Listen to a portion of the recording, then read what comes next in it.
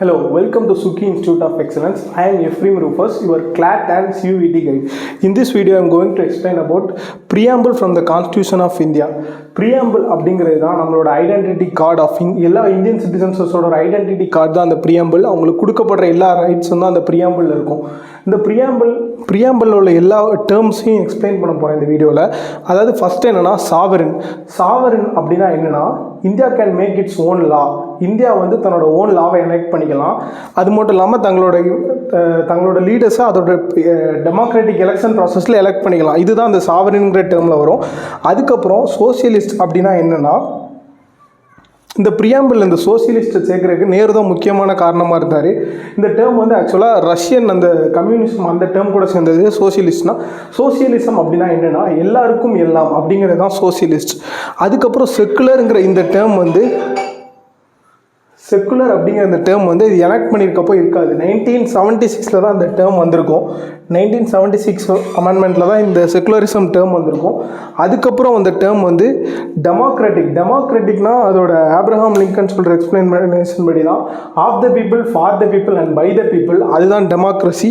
அதாவது மக்களுக்காக தேர்ந்தெடுக்கப்படுற அரசு தான் டெமோக்ராட்டிக். இப்போ நம்ம எலெக்ஷன் ப்ராசஸில் லோக்சபா நம்ம ஸ்டேட் அசம்பிளிக்கெலாம் செலக்ட் பண்ணுற ப்ராசஸ் தான் டெமோக்ராட்டிக் ப்ராசஸ்.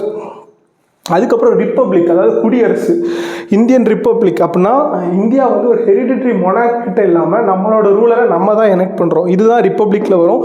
அதுக்கப்புறம் ஜஸ்டிஸ்னால் எல்லாருக்குமே ஈக்குவலான ஜஸ்டிஸ். அதாவது கேஸ்ட் பேஸ்டாக ஜஸ்டிஸ் இருக்காது, ஒரு ரிலீஜன் பேஸ்டாக ஜஸ்டிஸ் இருக்காது, பொருளாதார அடிப்படையில் ஜஸ்டிஸ் இருக்காது. எல்லாருக்கும் ஈக்குவலான ஜஸ்டிஸ் கிடைக்கிறது தான் ஜஸ்டிஸ். அதுக்கப்புறம் இல்லை இந்த 3 டேர்ம் இருக்குல்ல, லிபர்ட்டி, ஈக்குவாலிட்டி அண்ட் ஃப்ரெட்டர்னிட்டி. இந்த 3 டேர்ம் வந்து அதை ஃப்ரெஞ்ச் ரெவல்யூஷனுக்கு முடிஞ்சதுக்கப்புறம் வந்தது தான் இந்த 3 டேர்ம். இந்த 3 டேர்ம் என்னென்னா, லிபர்ட்டினா என்னென்னா அதாவது ஃப்ரீடம் ஆஃப் ஸ்பீச், எல்லாருக்கும் லிபரலான உள்ள இதுதான் freedom of speech, freedom to protest, இதெல்லாம் லிபர்ட்டியில் வரும். ஈக்குவாலிட்டி வந்து எல்லாருமே சமம், எல்லாரும் ரிலீஜியன் பேஸ்ட் இல்லாமல், எல்லா விதமான டிஸ்கிரிமினேஷன் இல்லாமல் எல்லாருமே சமம். டிஃப்ரெண்ட்டான ரிலீஜியன் பேசினாலும் நம்ம எல்லாரும் ஈக்குவல். டிஃப்ரெண்ட்டான ரிலீஜியன் இதுலேருந்து நம்ம வந்திருந்தாலும் நம்ம எல்லாரும் ஈக்குவல். இதுதான் ஈக்குவாலிட்டியை குறிக்குது. அதுக்கப்புறம் ஃப்ரெட்டர்னிட்டி அப்படின்னா பிரதர்ஹுட், அதாவது சகோதரத்துவம். இது வந்து ஒரு முக்கியமான டேர்ம். இந்தியாவோட ஸ்ட்ரென்த்தே எதுலனா யூனிட்டி இன் டைவர்சிட்டி. அதாவது டிஸ்பைட் நம்ம டிஃப்ரெண்ட் ரிலீஜியன் டிஃப்ரெண்ட் கல்ச்சர்லேருந்து வந்திருந்தாலும் ஒரு பிரதர்ஹுட், இதுதான் இந்தியாவோட மிகப்பெரிய ஸ்ட்ரென்த். பிரதர்ஹுட் இது ஒரு இந்த 7 டேர்மும் தான் அந்த ப்ரியாம்பிளில் வரும்.